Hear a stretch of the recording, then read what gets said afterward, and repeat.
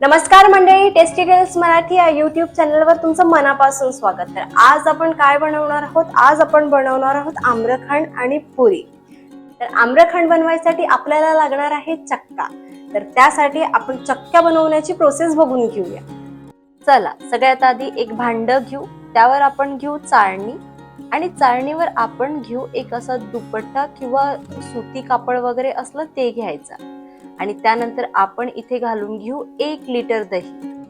दही छान घालून घेतलेलं आहे. त्यानंतर अशा प्रकारे कापड करून घ्यायचा आणि जेवढंही एक्सेस वॉटर आहे त्या दह्यामध्ये, जेवढं आपण पाणी काढू शकतो त्या दह्यामधून तेवढं काढून घ्यायचं. हे बघा, अशा पद्धतीने छान पाणी निघत आहे. आपल्याला जर वाटलं की दह्यामधून पाणी छान निघालेलं आहे, त्यानंतर एक वजन किंवा कुठलंही भारी वस्तू त्यावर ठेवून द्यायचं, म्हणजे एक्सेस जेवढंही वॉटर त्यामध्ये आहे तेवढं निघून जाईल आणि आपला चक्का छान तयार होईल. तर जवळपास 2 ते 2.5 घंटे मी इथे दही छान कापडात बांधून ठेवलेलं होतं. आता आपण बघून घेऊ की त्याचा चक्का तयार झाला की नाही.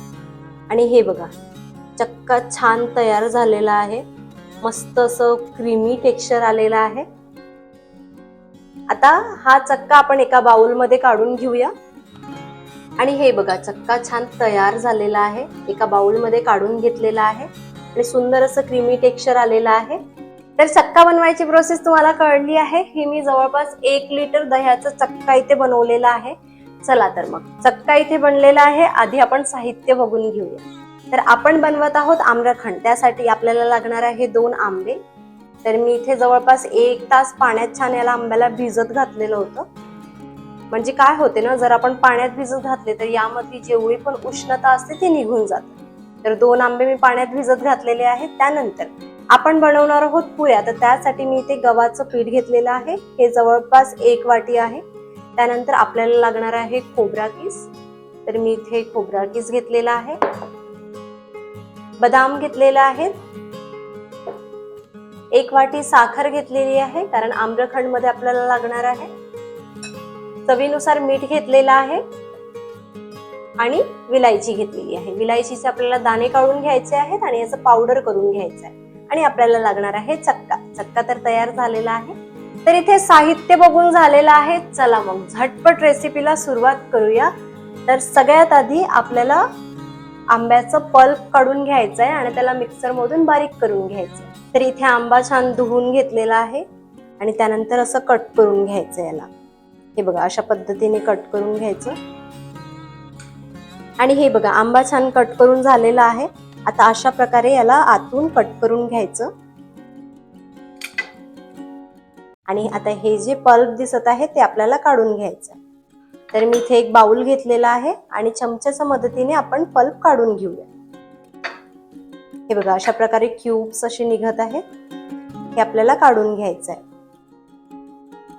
दुसऱ्या स्लाइसला सुद्धा कट करून घेऊया आणि त्याचं सुद्धा पल्प काढून घेऊया.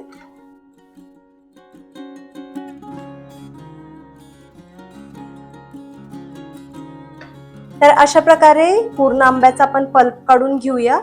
आणि मला असं वाटते की आपल्याला एवढ्या चक्क्याला एकच आंबा बरोबर होईल. तर आपण दुसऱ्या आंब्याचं जर का वाटलं तर आपण नंतर पल्प काढून घेऊया. तर सध्या एकच आंब्याचा आपण पल्प काढून घेऊया. आणि हे बघा, पल्प छान तयार झालेला आहे. जवळपास 1 आंब्याचा पल्प काढून घेतलेला आहे. आणि जर आपल्याला वाटलंच तर आपण दुसऱ्या आंब्याचं सुद्धा पल्प काढून घेऊया. आता मी इथे घेते एक मिक्सरचं पॉट. त्यामध्ये आपण घालून घेऊ हे पल्प आणि याला छान वाटून घेऊ. आणि इथे प्युरी छान तयार झालेली आहे. यामध्ये मी अजिबात पाण्याचा वापर केलेला नाही आहे आणि व्यवस्थित असं जसं आपण पल्प काढलं होतं ना, तेच मिक्सर मधून बारीक केलेलं आहे. आता हे थोड्या वेळ आपण बाजूला ठेवून देऊया आणि आपण इथे घेऊया चक्का. तर इथे चक्का व्यवस्थित झालं की नाही म्हणून मी इथे विस्करनी करून बघितलेलं होतं. आता काय करायचं आहे, ह्या चक्क्याला आपल्याला 10 मिनिट छान फेटून घ्यायचं आहे. अशा पद्धतीने फेटायचं आहे.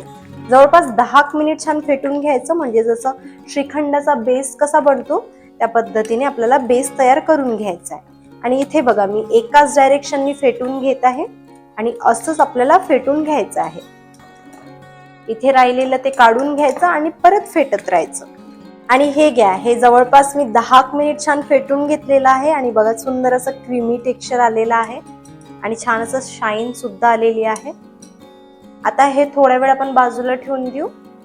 इथे मी घेत आहे मिक्सरचं पॉट, त्यामध्ये आपण घालून घेऊ 1 वाटी साखर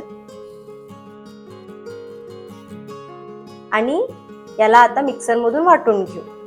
आणि हे घ्या, पिठी साखर छान तयार झालेली आहे. आता आपण विलायचीचे दाणे काढून घेऊया. आता मी विलायचीचे दाणे काढून घेत आहे आणि हे सुद्धा आपल्याला वाटून घ्यायचं आहे.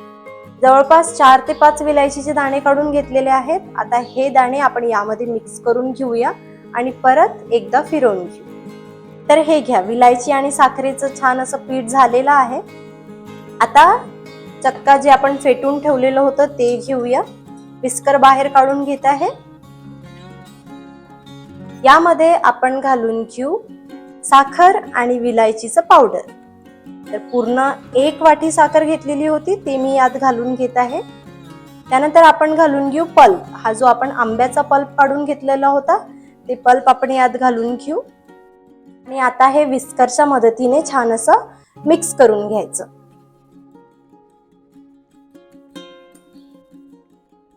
जवळपास 2 ते 3 मिनिट छान फेटून घ्यायचं. हे बघा सुंदर असं कलर आलेला आहे.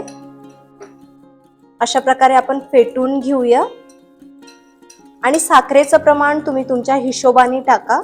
जर तुम्हाला जास्त गोड आवडत असेल तर साखरेचं प्रमाण वाढवा. आणि हे घ्या, जवळपास 2 ते 3 मिनिट छान फेटून घेतलेलं आहे आणि सुंदर असं टेक्स्चर आलेलं आहे. हे बघा, म्हणजे इथे श्रीखंड आपला इथे तयार आहे. आपण यामध्ये घालून घेऊ थोडेसे ड्रायफ्रुट्स. त्यासाठी मी बदाम घेतलेले होते, हे थोडे कट करून घेऊ आणि आपण यात घालून घेऊ.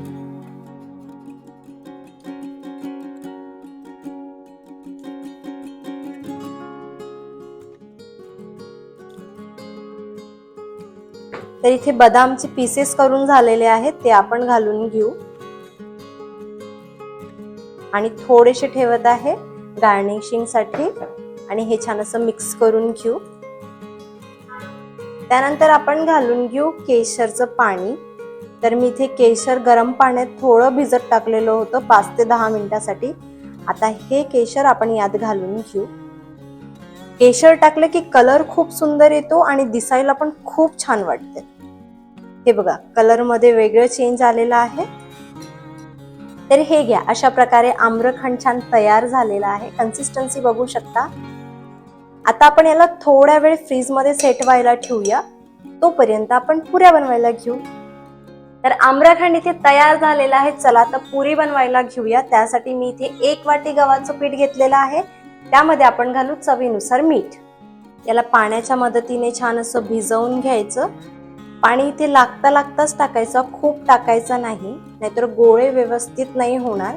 चला आता आपण याला भिजवून घेऊ आणि जसं आपण नॉर्मल कणकीला कसं भिजवतो त्याच पद्धतीने आपल्याला एक मोठा गोळा करून घ्यायचा आहे.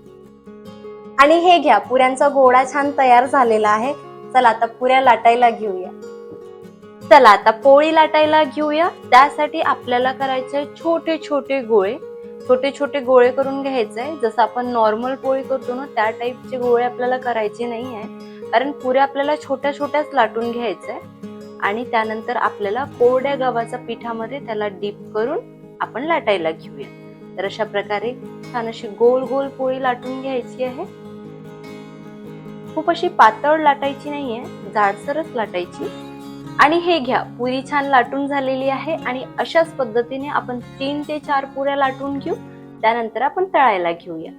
आणि हे घ्या, 4 ते 5 पुऱ्या छान लाटून झाल्या आहेत आणि छान गोल गोल लाटून घेतलेल्या आहेत. चला आता आपण तळायला घेऊया. गॅस सुरू करून घेतलेला आहे आणि मी ठेवलेली आहे कढई.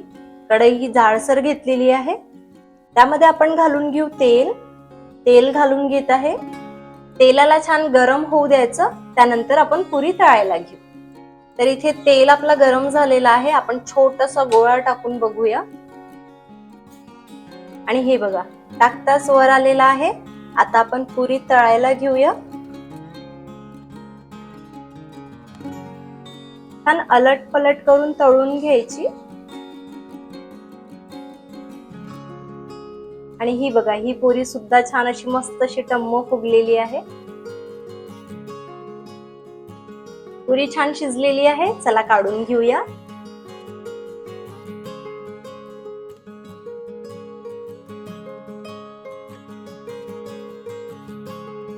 तर मंडळी, अशा प्रकारे श्रीखंड आणि पुरी छान तयार झालेली आहे.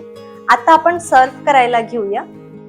आंब्याची नैसर्गिक गोडी, दह्याची मलाईदार चव आणि पुरीचा खुसखुशीतपणा एकदा चाखलं की पुन्हा पुन्हा हवासा वाटणारा स्वाद आहे.